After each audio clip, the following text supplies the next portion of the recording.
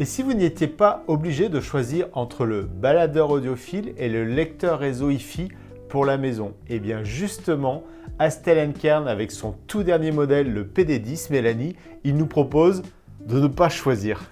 Oui, c'est tout à fait ça, parce que le PD10, en fait, il est prévu pour les mélomanes qui veulent profiter de leur musique aussi bien en déplacement qu'à la maison. Donc Astel & Kern, la marque coréenne, vous connaissez certainement si vous suivez nos vidéos sur la chaîne YouTube ou sur le blog d'Eric, car nous vous avons présenté leur baladeur, le SR35, le Can Alpha et tout dernièrement, Mélanie, nous avions fait un test du SP3000M et du SP3000T. Et par ailleurs, j'avais testé déjà un modèle hybride, le modèle Acro 1000. Et là, cette fois-ci, Astel & Kern va vraiment jusqu'au bout de l'exercice avec le PD10. C'est tout à fait ça, parce que le PD10, c'est un baladeur avec un très grand écran tactile, mais aussi une station d'accueil pour pouvoir s'adresser à une échelle Hi-Fi. Donc là, tu as l'aspect nomade et sédentaire réunis. Donc dans cette vidéo avec Mélanie, on vous présente un test complet de l'Astel & Kern PD10, son design, ses caractéristiques techniques, ses fonctionnalités et les écoutes que tu as réalisées aussi bien en mode nomade avec des casques de chez Meze, de chez Hi-Fiman et bien sûr ses caractéristiques, son écoute en tant que lecteur réseau Hi-Fi. Donc on se retrouve tout de suite après le générique pour découvrir un modèle qui est vraiment très surprenant.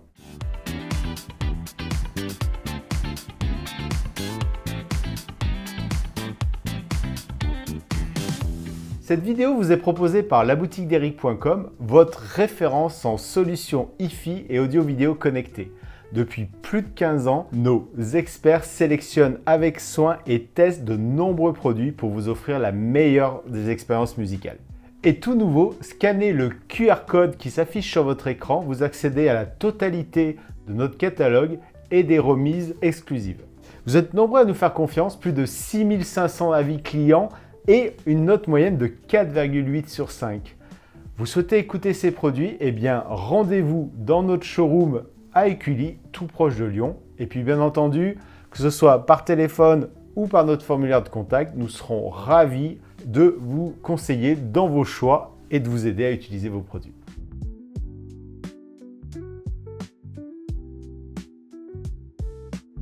Mélanie, quand on a reçu le PD10, un bel emballage, une boîte vraiment lourde et tout de suite c'est ce qui nous a surpris, voilà, c'est qu'on a entre les mains un produit d'une certaine taille et d'un design toujours remarquable chez Astel & Kern de toute façon.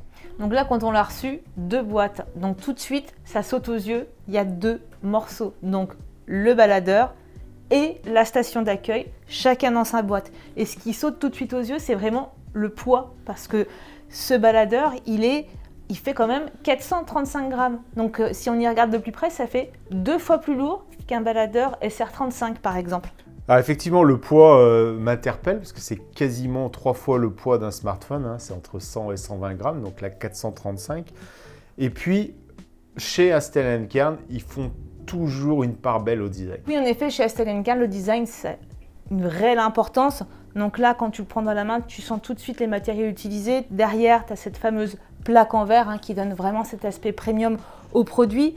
Et puis ce fameux design qu'ils eux appellent contraste cube, c'est un design avec des lignes très épurées, bien droites. Alors ça avait de vrais angles sur le côté, donc là il y a une housse de protection qui est fournie avec bien évidemment.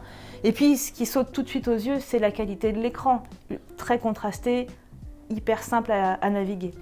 Parce que justement là, je vois sa taille. Il est beaucoup plus grand que le SP3000 que j'avais déjà bien aimé sa dimension. On est sur quelle dimension là? Là on est sur, alors déjà c'est un écran Full HD de 6 pouces. Donc c'est bien au-dessus que la majorité de nos smartphones.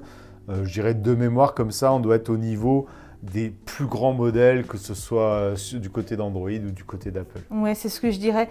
Et puis c'est vrai que voilà, dans mes tests, la navigation, mes recherches sur Tidal et Qobuz, là, tu vois, regarde, c'est d'une rapidité et hyper réactif. C'est vrai qu'il y a quelques temps, les premiers modèles ou les entrées de gamme, on a eu des retours, et nous-mêmes on le constatait, il n'y avait pas la réactivité de l'écran tactile et de l'OS, des fonctionnalités aussi bonnes que les derniers smartphones. Là, c'est clairement pas le cas, on le voit. Tu as la même fluidité sur l'affichage et le toucher. Oui, complètement. Alors, après, il y a une chose intéressante à regarder, c'est que Astel & Kern a laissé tomber la fameuse molette qui était oui. sur le côté. Exact. Et là, si tu regardes bien, tu as du coup une gestion du volume et des pistes avec des touches que l'on retrouve aussi incrustées dans la housse. Ah ouais, moi ça me déçoit un peu parce que j'aimais Je bien sais que tu aimais bien la molette. cette molette qui, souvent on nous disait, ah tiens, le SR35, il a une forme tordue, inclinée. Bah justement, je trouvais que c'était pour qu'on ait l'angle parfaitement affiché pour la vue et surtout cette fameuse molette de réglage sonore. Après, l'intérêt, c'est aussi de pouvoir naviguer dans tes sources de manière plus rapide directement sur le côté. Mélanie, ce produit est proposé à quel prix et avec quel accessoire? Alors le prix de ce produit, c'est 2 990 €. Ça comprend bien sûr le baladeur, le dock et la housse ici en cuir végétal.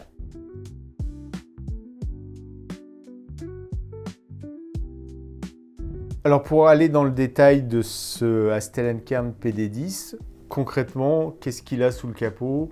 Par quoi il est animé, on va dire? Alors, c'est vraiment, on va dire, un baladeur très moderne, puisque là, Astel & Kern a mis un processeur octa-core. Donc ça veut dire qu'il y a 8 cœurs de traitement. Qui dit 8 cœurs de traitement, ça veut dire que la fluidité est maximale et qu'il est donc multitâche, parce que chaque cœur s'acquiert une tâche et donc il fonctionne en même temps les 8 cœurs. Mélanie, tu parles de multitâche, cependant, c'est pas comme un smartphone, une machine à tout faire. Dans le cas d'un baladeur, il est vraiment dédié à la lecture des fichiers musicaux, aux plateformes de streaming. Donc, il est bâti sur quel socle logiciel? Alors là, tout comme les Astel & Kern baladeurs précédents, c'est la même chose, c'est-à-dire que c'est la base Android avec l'OS d'Astel & Kern et tu retrouves donc à intégrer tous les abonnements de musique, c'est-à-dire aussi bien Tidal, Deezer, Qobuz, Amazon Music et même Apple Music. Alors souvent, les gens nous disent « Oui, mais on sait que Android évolue, que les applis évoluent, donc qu'est-ce qui se passe dans 3-4 ans, par exemple ?» Non mais là, il faut savoir que Astel & Kern garantit que toutes les applications de streaming qui sont aujourd'hui proposées fonctionneront pendant de nombreuses années sur cet OS. Ça, c'est pour la partie streaming et pour la partie fichier, quelles sont les fonctionnalités proposées? Donc il y a toujours cette fonction AK File Drop qui te permet en fait de transférer tous tes fichiers musicaux, que ce soit d'un PC, d'un Mac ou même d'un smartphone, directement vers la mémoire de l'Astel & Kern. Ça, on le fait par la liaison Wi-Fi ou USB, c'est ça? Non, par le Wi-Fi. Alors après, moi je dirais, sur un baladeur, je m'embête encore moins, parce que qui dit baladeur dit aussi carte mémoire. Donc on peut le faire de cette manière-là, tout simplement. Alors là, tu as 2 espaces de stockage, tu as 256 Go en interne, donc ça c'est sympa si tu veux faire du nomade et du local, par exemple du mode hors connexion avec ton abonnement Qobuz ou Tidal. Et tu as aussi un emplacement de slot pour une micro-carte SD où tu peux aller au-delà de 1 Tera de stockage. Voilà, donc c'est vrai que souvent on nous pose la question, oui mais le problème d'un baladeur, c'est que si j'ai pas de réseau Wi-Fi, je suis coincé. Et là, en tout cas, moi, ce que je peux noter, on voit qu'on est vraiment sur du haut de gamme, c'est d'avoir monté jusqu'à 256 Go la mémoire interne qu'utilisera Qobuz ou Tidal en mode hors connexion. Ça permet d'emmener quand même un certain nombre d'albums. Et donc, en complément, comme tu l'as souligné, la carte micro SD. Donc, ce que je disais, moi, je ne m'embête pas. Je prends la carte micro SD, je la mets dans mon ordinateur, je charge mes fichiers. Et après, je la réinsère tout simplement dans le baladeur et là, je peux lire tous mes fichiers audio. Justement, quand on parle de fichiers audio, eh bien, on se demande toujours quels sont les formats, quels sont les bitrates et le taux d'échantillonnage maximum qu'on va pouvoir lire sur ce modèle-là, par exemple. Alors là, c'est assez exceptionnel. Et puis bon, Astel & Kern sait le faire aussi. Ça va jusqu'au 32 768. On va même jusqu'au DSD 512. Donc là, tu vois que Astel & Kern souhaite vraiment s'adresser aux personnes qui écoutent de la musique, même en Ultra HD. Oui, parce que voilà, 32 bits, 768 kHz, c'est vraiment le maximum du maximum. À ce sujet-là, régulièrement, vous nous posez la question. On a fait une vidéo qui vous présente justement toutes ces notions qu'est-ce que veut dire 32 bits, 24 bits, 16 bits, en 96 kHz ou 768. Et surtout dans cette vidéo, je vous encourage vraiment à la voir. Elle vous explique quel est l'intérêt ou pas de monter sur de si hauts taux d'échantillonnage. Tout à l'heure, Mélanie, tu as indiqué qu'on avait le réseau Wi-Fi pour faire du transfert de fichiers. Bien entendu, le réseau Wi-Fi, on va surtout l'utiliser pour les plateformes de streaming, pour les applications qu'on citait tout à l'heure.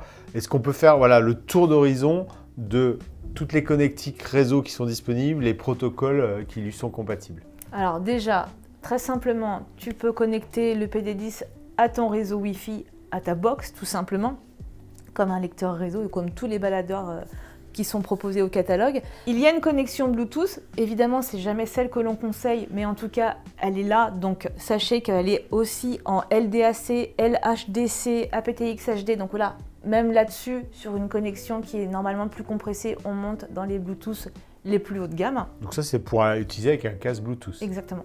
Et puis là c'est intéressant de le souligner parce que c'est la première fois qu'Estelle & Kern le propose, il y a de l'AirPlay.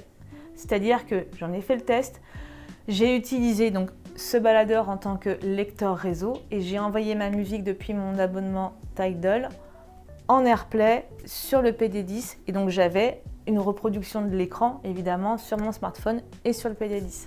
C'est vrai que là ça peut se comprendre parce que comme on est sur un modèle hybride qui est aussi destiné à être à la maison, bah ça en fait une borne AirPlay, un récepteur AirPlay sur son système Wi-Fi. Exactement. D'autres protocoles peuvent être utilisés si on veut aller piocher ces fichiers. On l'a vu, on peut les mettre dans la mémoire interne, dans la carte mémoire. Mais comme c'est un lecteur réseau, est-ce que je peux faire comme un lecteur réseau, aller les chercher sur un serveur? Là, tu peux le faire puisqu'il est compatible avec toutes les applications des Helena. Il est même Roon Ready. Donc si vous possédez Roon, vous pouvez le faire rentrer dans cet écosystème. Donc là, on voit très bien qu'on a un vrai lecteur réseau qui pourra aller chercher dans notre serveur Roon ou dans un serveur NAS Synology UPnP d'Helena par exemple. Donc là, sur ce modèle hybride, eh bien, ce qui va être très intéressant, c'est ces connectiques. La première, je dirais en mode baladeur, parce que pour moi, un baladeur de cette qualité, on va surtout et on doit même l'utiliser avec des casques filaires. Donc, quelles sont les sorties casques proposées? On retrouve tout de suite sur le dessus de l'appareil 2 sorties pour des écoutes au casque. Une première en asymétrique 3.5 mini jack et la deuxième, plus intéressante, en 4.4, symétrique cette fois-ci pour des écoutes hi-fi plus haut de gamme que de l'asymétrique. Là, tu l'as dans les mains en mode baladeur. Est-ce qu'on a d'autres connectiques? Oui, on a évidemment d'autres connectiques. Ici, dessous, tu as l'emplacement pour la carte micro SD de stockage et tu as aussi la prise USB au format C qui sert de recharge parce que c'est vrai que si tu pars en balade, tu vas pas obligatoirement prendre le dock, donc tu vas le recharger comme un smartphone. Et cette prise sert aussi en entrée USB si tu veux utiliser le produit en tant que DAC ampli casque ou alors tu peux aussi l'adresser à un DAC en fait en USB si tu t'en sers exclusivement comme streamer. Voilà, donc c'est vrai qu'on voit le côté très hybride et c'est ce qu'on mettait en avant dans tous les tests qu'on a fait sur les Estelle & Kern. Alors souvent on nous dit mais à quoi ça sert comme DAC ampli casque? En fait il y a des gens qui adorent utiliser leur ordinateur et Audirvana et du coup ils utilisent un baladeur Estelle & Kern comme sortie son et ampli casque. Et c'est vrai que c'est excellent. Donc c'est vraiment le côté très hybride. Puis après si on part carrément, on est en mode pur baladeur, sans l'ordinateur.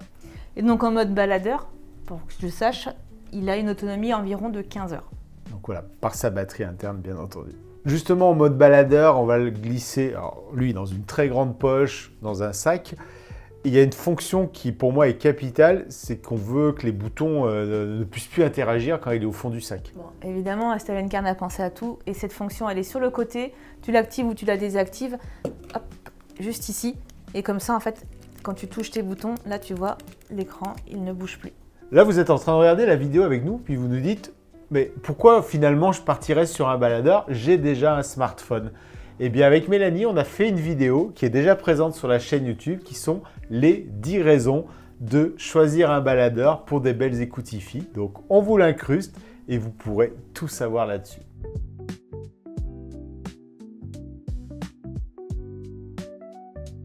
Donc ce PD10, la raison pour laquelle il a vraiment attiré notre curiosité et notre envie de vous le présenter, c'est que c'est OK, il y a la partie baladeur et ensuite il y a cette partie dock qui en fait un véritable lecteur réseau hi-fi pour la maison.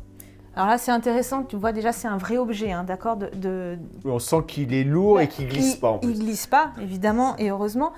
Et ce dock ou station d'accueil a plusieurs fonctions. Donc oui, elle va alimenter électriquement le baladeur pendant que tu l'utilises de manière sédentaire. C'est-à-dire qu'elle, je viens lui brancher un câble USB-C, c'est ça? Là derrière, tu as un câble USB-C qui peut se brancher. Petite question qu'on nous pose à chaque fois, qu'est-ce qui est fourni? Le bloc d'alimentation, le câble ou rien du tout? Le câble. les blocs d'alimentation sont plus fournis aujourd'hui. Voilà, donc on utilise un bloc d'alimentation habituel, celui d'un Standard, smartphone. celui de ton smartphone. Ce qui est sympa, j'apprécie beaucoup, c'est que le A de la Stellencam, il est, comme tu le vois, rétroéclairé de manière, en couleur. Et cette couleur, elle indique tout simplement le format de fichier que tu es en train de lire. Donc là, rouge, mon fichier, il est au format CD IFI 44. Et le vert, c'est quand tu écoutes un format haute définition. Donc on retrouve des fonctions qu'on voit habituellement sur des DAC qui nous renseignent sur la résolution du flux audio, donc soit un fichier, soit via les plateformes de streaming. En introduction, tu disais, quand tu as sorti l'ensemble dans 2 boîtes distinctes, il y avait un certain poids, et pour moi, c'est essentiel. C'est quand ça va être posé à côté de mon système IFI, sur mon meuble IFI, je veux que ça soit pratique, super stable, pour l'utilisation, et que ça ne tombe pas non plus. Donc évidemment, c'est bien le cas. Donc là, le poids du dock, il fait 565 grammes, donc un petit peu plus lourd que le baladeur. Donc là, tu as quand même un ensemble qui frôle les 1 kg, donc ça en impose quand même.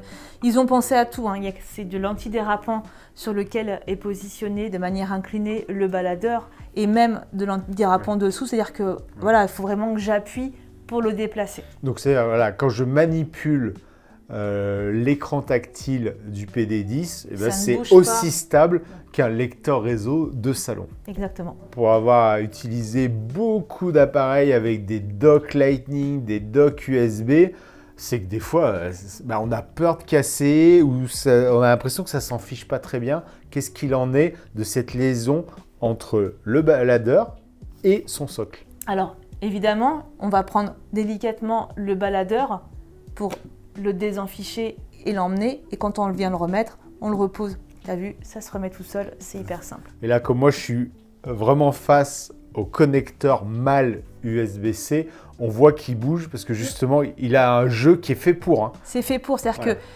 si tu prends ton baladeur un peu comme ça, pas de panique, vous n'avez pas tordu la fiche, c'est elle justement qui a une espèce de petit jeu permettant quand même des mouvements naturels lors de l'utilisation. Voilà, donc là elle est articulée, et ce qui est cohérent avec le fait qu'il y ait un pas d'antidérapant derrière, parce que si c'était tout au millimètre près, déjà ce serait galère à en ficher et on aurait surtout peur de tout casser. Sur un bel objet à près de 3 000 €, ce serait dommage. Qui dit lecteur réseau, donc ça veut dire qu'il y a un streamer, un DAC et des sorties analogiques vers l'ampli. Alors, streamer et DAC dans le baladeur. Donc c'est là que ça devient intéressant au niveau de la prise USB-C qui est sur l'arrière de l'appareil. C'est-à-dire que c'est une prise USB-C numérique et analogique, puisque dans le dock, il n'y a pas de DAC. Donc c'est un transfert analogique qui se fait de l'USB-C vers l'USB-C. Alors c'est vrai qu'on en discutait avec l'équipe et les premiers retours que vous m'avez fait, c'est l'USB-C c'est que du numérique. Non, effectivement, c'est beaucoup utilisé pour le numérique. C'est aussi utilisé pour de la charge. Donc là, on voit bien qu'une connectique USB-C, les ingénieurs peuvent faire circuler un signal électrique pour ce qu'ils veulent. Du numérique, de la charge, de l'alimentation et bien sûr, comme c'est le cas ici, de l'analogique qui va sortir du baladeur et aller vers le circuit des connectiques XLR. Donc là, clairement, ce qu'on comprend, c'est que cette prise USB-C, elle devient intelligente. Donc en fonction de ce que tu écoutes ou de la manière dont tu l'utilises, elle sait ce qu'elle doit transférer, soit du numérique, soit de l'analogique. Sur ce Stellencam PD10 en mode lecteur réseau, la marque elle a quand même fait un choix très fort en proposant uniquement une sortie symétrique XLR. Ouais, donc là, à l'arrière, comme tu peux le constater, on voit très bien les 2 sorties XLR. Non, ça sous-entend que ça s'adresse quand même à des amplis qui en possèdent et qui sont peut-être parfois considérés comme plus haut de gamme. Donc nous, on y a réfléchi, évidemment, puisqu'on s'est dit, je n'ai pas obligatoirement un ampli XLR à la maison. Moi, perso, je n'ai pas d'XLR sur mon ampli, j'ai que du RCA, donc il y avait une vraie question à soulever. Donc en partenariat avec Realcable, aujourd'hui, on propose, inclus avec ce PD10, deux câbles en fait, qui viendront se mettre ici au format XLR et RCA femelle. Donc comme ça, avec un câble RCA classique, on pourra venir adresser un ampli qui n'aurait pas de XLR. Voilà, donc là, sur la boutique d'Eric.com, c'est vraiment notre volonté à chaque fois de vous proposer des solutions clés en main. Ce que je dis toujours à l'équipe, je prends toujours l'image du matin de Noël où on veut les piles de son jouet. Et bien là, vous aurez le choix de la connectique XLR ou RCA pour le brancher sur votre ampli hi-fi. Là, Mélanie, on a fait le tour du propriétaire, on a vu toutes ses fonctions baladeur, son dock. Et bien, surtout, maintenant, le plus important, condamner tes écoutes. Donc, sur quelle configuration hi-fi l'as-tu utilisé en mode sédentaire? Alors en mode sédentaire, je me suis vraiment projetée comme on a pu le faire avec un FiiO R9, parce que c'est un petit peu ressemblant, on va dire, dans l'idée, sauf que le FiiO R9, tu ne le mets pas dans ta poche, ou même voir comme un DMP A6, A8, de par les écrans tactiles et hyper fluides. Donc je l'ai connecté à un ampli comme le Cambridge CXA81 qui possède des entrées XLR. Et j'ai aussi fait un test avec des enceintes actives de chez Acoustic Energy qui sont leur fameuse AE1 qui possède elle aussi 2 entrées XLR pour pouvoir y connecter ce beau produit. Et moi justement ce dernier setup, je le trouve très design, très minimaliste parce qu'on a notre paire d'enceintes actives, alors qui ont la particularité d'avoir chacune leur amplification. Donc on est sur de la bi-amplification, mais on n'a que 2 belles enceintes dans différentes finitions en bibliothèque. Et au milieu, ou sur le côté, je mets cet ensemble PD10 et franchement c'est ultra design, ultra minimaliste. Et alors à l'écoute? Alors à l'écoute c'est surprenant, figure-toi, parce que franchement ça rivalise largement avec un A6, voire même un A6 Master. Donc Eversolo est quand même très projeté dans l'aigu et dans le détail. Mais là j'ai trouvé que c'était plus doux, plus rond et plus naturel avec ce Stellenkern. Tu le compares à une référence qui attire beaucoup chez les Eversolo par leur écran tactile. Quand on regarde le budget qu'on va consacrer à un PD10, est-ce qu'il rivalise aussi avec des lecteurs réseau plus haut de gamme?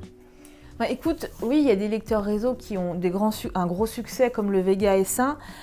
Chez Auralic. De chez Auralic. Alors là, évidemment, on est sur des choses ultra haut de gamme en termes de lecteurs réseau. On va peut-être avoir un petit peu moins d'aération que sur un Vega S1. Et pour autant, j'ai quand même préféré certaines fréquences chez Stellenkern que je trouve plus agréables, en particulier sur les médiums ou même sur les médiums graves. Là, ces écoutes-là, c'est sur tes 2 setups, à la fois avec un Cambridge et une configuration classique, oui. Enceinte colonne. Qu'est-ce que tu as utilisé comme enceinte? J'ai utilisé les focales Aria 1 que j'aime beaucoup du coup, donc ça devient pour moi des enceintes de test aussi. Ou aussi bien ces fameuses Acoustic Energy AE1. Oui. C'est vrai, moi ce que j'en retire surtout dans ce que tu dis, c'est parce que quand vous êtes en train de faire un choix d'un nouvel équipement hi-fi, on le compare à ce qu'on possède déjà, ou si on repart de zéro, on va vouloir le comparer à différents. Là, ce que j'entends dans ce que tu me dis, c'est qu'il dépasse les premiers lecteurs réseau d'entrée de gamme qu'on a chez Eversolo, les A6, A6 Master Edition version Gen 2 maintenant, et il s'approche très fortement de ce que font les très bons lecteurs à partir de 2000 €. Sur la partie écoute sédentaire. Écoute sédentaire, c'est clairement le cas.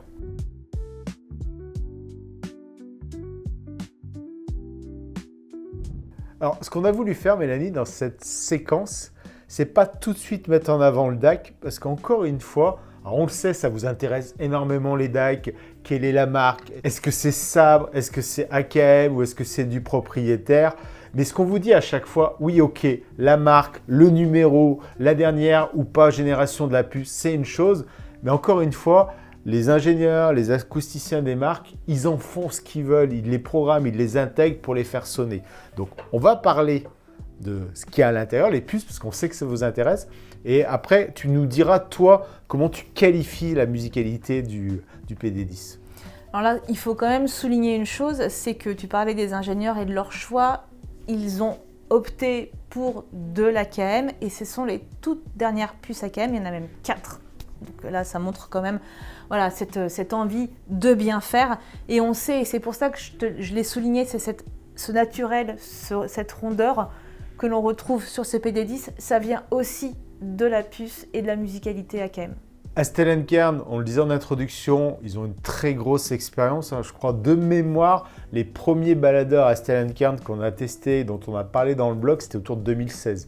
Donc nous, ça fait quasiment 10 ans qu'on travaille avec eux. Ce PD10, je dirais, il a hérité de leur savoir-faire. Bah, évidemment, là, tu sais, chez SLNCam, tu l'avais même déjà expliqué sur la série SP3000, il y a cette fameuse architecture dite EXA, c'est-à-dire qu'il y a une vraie séparation physique entre le traitement numérique et le traitement analogique.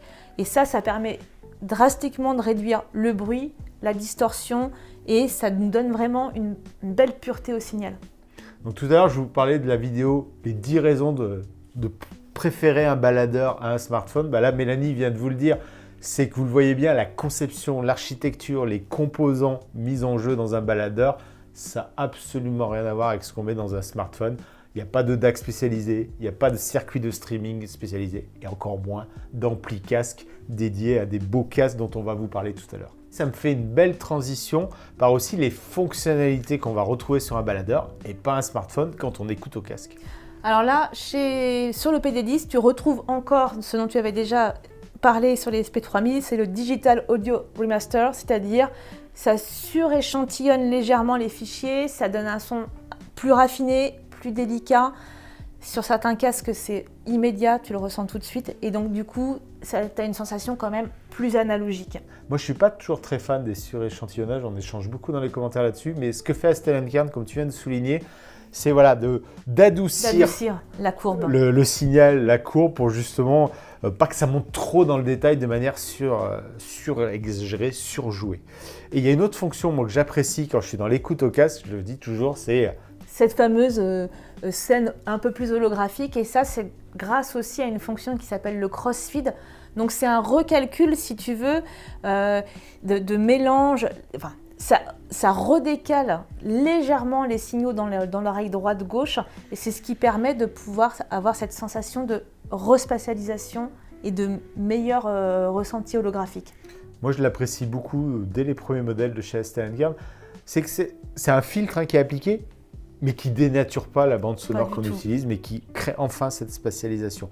Et un autre point important, et qui est essentiel, et qui pour moi est la raison d'aller sur un baladeur, c'est de gérer la partie amplification aussi. Alors, la partie amplification, elle est hyper intéressante sur ce produit-là, c'est que tu as un ajustement automatique du gain. C'est-à-dire que selon le casque que vous allez utiliser, vous pouvez posséder plusieurs casques, un fermé, un ouvert, en fonction de vos envies d'écoute au moment, à l'instant T, et ils n'ont pas la même impédance. Donc lui, il sait, il s'adapte et il donne ce qu'il faut pour le casque que vous utilisez à ce moment-là. Dans tes écoutes au casque, et on viendra dans le détail juste à la fin de cette vidéo, les deux casques que tu as utilisés, comment toi tu caractériserais la musicalité, les timbres que tu as eu dans tes écoutes? Alors j'ai trouvé ça vraiment sympa parce que j'ai trouvé que les graves, ils étaient très ronds, profonds et surtout très maîtrisé sans surjouer. Et c'est ça que j'aime pas trop, en tout cas dans certaines écoutes, c'est d'avoir un grave qui est un petit peu surjoué pour un peu épater la galerie, mais alors là, pas du tout. C'est très feutré, c'est très agréable. En ce qui concerne les médiums, là, c'est hyper charnel. Il y a vraiment de la matière, et c'est même voire engagé. C'est-à-dire que sur les voix, il y a une émotion exceptionnelle dans ces écoutes-là. Et les aigus, c'est très doux. C'est pas du tout agressif. Il n'y a aucune brillance et c'est vraiment très nuancé. Voilà, sans surprise, on est vraiment sur ce qui a fait la réputation d'SLNCam sur tous ces baladeurs, et qui est en fonction du budget qu'on y consacre, on a vraiment la musicalité qu'on attend sur ces produits-là. Quand je t'écoute, moi ça me fait penser aux tests que j'ai vraiment fait dans le détail sur les SP3000M et 3000T. Notamment le 3000M, il plaît énormément parce qu'il est très très bien positionné en termes de musicalité et de tarifs. Donc là, forcément, on a envie de les comparer avec le PD10. Alors, il y a une vraie comparaison à faire. Alors, évidemment, au niveau du use case, ça diffère totalement. Après, au niveau musical, il y a des subtilités entre les deux qui sont intéressantes quand même à soulever. C'est-à-dire que le SP3000M, il est quand même plus analytique avec des tenues de notes plus franches. C'est-à-dire que sur certains morceaux, en particulier de la corde ou du piano, j'ai préféré le PD10 parce que la note, elle ne s'arrête pas de manière brutale. Elle continue et la tenue de note est meilleure. Le choix, Mélanie, il va vraiment se faire aussi sur entre les mains parce qu'on voit, on va vous l'incruster dans différents plans vidéo, il y a une sacrée différence en termes de poids, pas tant que ça, Parce qu'en fait, comme il est plus grand, le PD10, c'est mieux réparti. Donc en main, j'ai pas l'impression qu'il est beaucoup plus lourd. Mais par contre, c'est vrai que là, l'écran 6 pouces, c'est tout simplement incroyable. Donc souvent, on nous dit « Ouais, mais les baladeurs, c'est des petits écrans et autres. » Bah là, c'est pas du tout le cas. Là, c'est assez impressionnant. Celui-là, je le trouvais assez gros pour un baladeur, le SP3000M. Bah, il fait tout petit à côté du PD10. Oui, c'est pour ça que le choix devra vraiment se faire entre les deux. Pas vraiment sur la musicalité, parce que je vous ai parlé quand même de nuances, mais plutôt dans l'utilisation du produit.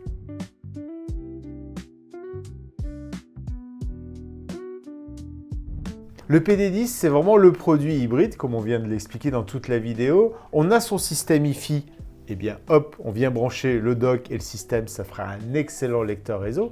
Après, en termes de casque, eh ben, on va avoir envie de choisir un casque qui soit à la hauteur de ses qualités. Donc, tu as proposé 2 casques là dans cette association, chez Meze avec le Poète, chez Hi-Fi-Man avec le Aria Unveiled. En quelques mots.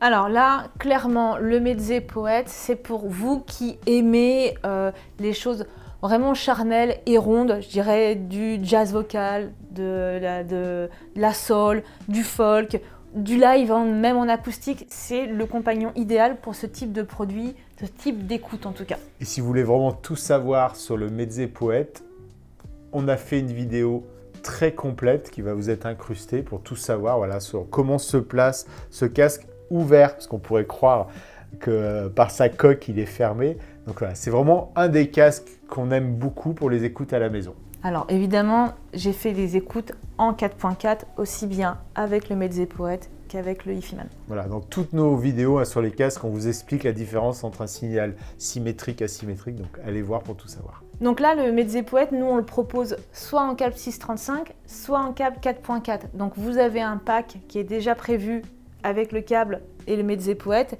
et si tu le mets et si tu l'associes à un PD10, tu auras une remise de 5% comme habituellement sur la boutique, et donc ça te fait un ensemble dans les 4 700 €. Concernant le Hi-Fi-Man Aria Unveiled, au moment où on s'installait dans le studio, tu m'avais dit que c'était une très belle surprise. Oui, donc là, dans ces écoutes, j'ai vraiment une très belle surprise, c'est avec ce casque-là, parce que déjà, de par sa conception, il n'y a aucune grille protectrice.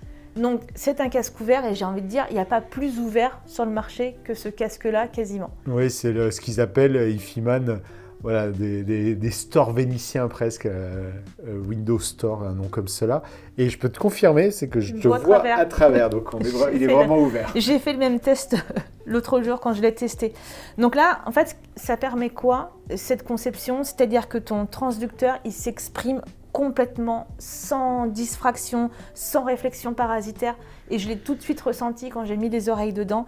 Il est à la hauteur de sa réputation, c'est-à-dire une neutralité exemplaire, là c'est vraiment le cas, et surtout une image de spatialisation, voire même tridimensionnelle, incroyable. Donc voilà, vous comprenez pourquoi à la boutique d'Eric.com on a rentré il y a quelques semaines les casques Hi-Fi-Man, et justement ce Aria Unveiled, on va tourner très prochainement aussi une vidéo pour vous en parler dans le détail, comme on le fait quand on présente un casque.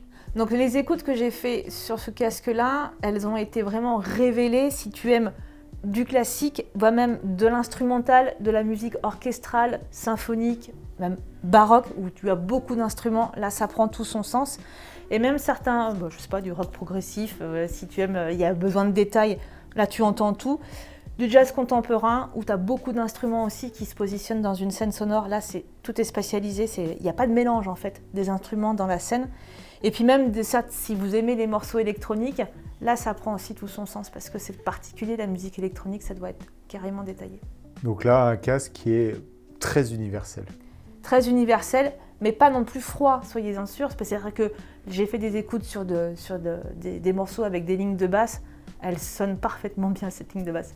Donc là, Mélanie, si on part sur un ensemble Stellenkern PD10 et le Hi-Fi-Man Aria Unveiled, on est sur quel budget? Alors là, si tu pars sur cet ensemble, je vous invite vivement à rajouter le câble Meze en 4.4, parce que Hi-Fi-Man n'a pas fait le choix de fournir le câble en format symétrique. Donc si tu fais PD10, Aria Unveiled et câble Meze 4.4, là tu auras une remise de 10% puisque tu as 3 produits dans ce pack et on est à 4 370 €. En tout cas, voilà, bonne nouvelle, c'est qu'en plus les connectiques du casque sont universelles. Oui. Donc on peut aller faire son marché sur les excellents câbles de chez Medze. Allez voir si vous avez déjà des casques. Il y a vraiment des bons choix pour justement passer sur du symétrique. Pour conclure cette vidéo, Mélanie, j'ai vraiment envie de vous faire part de ce que j'avais ressenti quand j'avais testé le Hastel & Kern, le Acro CA1000, où il avait un écran incliné et là j'avais qu'une envie, c'était prendre l'écran et dire attends, c'est du Hastel & Kern, d'ailleurs c'est ce qu'on croyait au début, je prends l'écran, je le mets dans ma poche, c'est aussi un baladeur avec un dock et malheureusement c'était pas le cas. Donc c'est ce qui, je pense, des fois a expliqué son succès commercial un peu timoré. Et là, je dirais là, Hastel & Kern nous a écoutés. En tout cas, moi, ils ont répondu à mon souhait. C'est cette fois-ci de pouvoir prendre l'écran, le mettre dans ma poche, dans mon sac et d'avoir un baladeur. Là, c'est tout à fait le cas. C'est-à-dire que le PD10, c'est la solution ultime. C'est-à-dire que totalement hybride, c'est un baladeur hi-fi nomade sur batterie, 15 heures d'autonomie et aussi un véritable lecteur réseau sédentaire qui rivalise avec les meilleurs lecteurs réseau de certaines marques comme Auralic et voire Eversolo. Oui, puis quand on parle de sa taille de 6 pouces, c'est ce qu'embarque un lecteur réseau de salon. C'est des écrans de 6 pouces en version horizontale. Et là, ce qui est super intéressant, c'est quand c'est en version verticale, et quand on a ces applis Cobuzz, Tidal, Apple Music, Deezer, c'est comme sur le smartphone et ça, c'est super agréable. Donc je suis sûr qu'un tel produit, par son budget, sa qualité musicale et ce côté hybride, va susciter de nombreux commentaires. Donc je serai ravi, comme habituellement, de vous retrouver dans les commentaires. J'espère que d'ici là, vous avez aussi liké, forcément, ça aide la chaîne YouTube à se développer. On vous remercie parce que là, on est tout proche des 20 000. On sera même peut-être aux 20 000 abonnés quand cette vidéo sortira. Et puis ce produit, venez l'écouter. Mélanie et Anne-Laure seront ravis de vous faire partager leurs écoutes avec les casques qu'on vous a présentés dans notre showroom. Et puis peut-être que vous, la musique, c'est uniquement en mode nomade. Vous souhaitez surtout partir et en profiter en vacances. Je vous invite à aller revoir le test complet que j'avais fait aussi sur le Hastel & Kern, le SP3000M, qui là reprend tout ce que sait faire aussi Hastel & Kern en 100% nomade.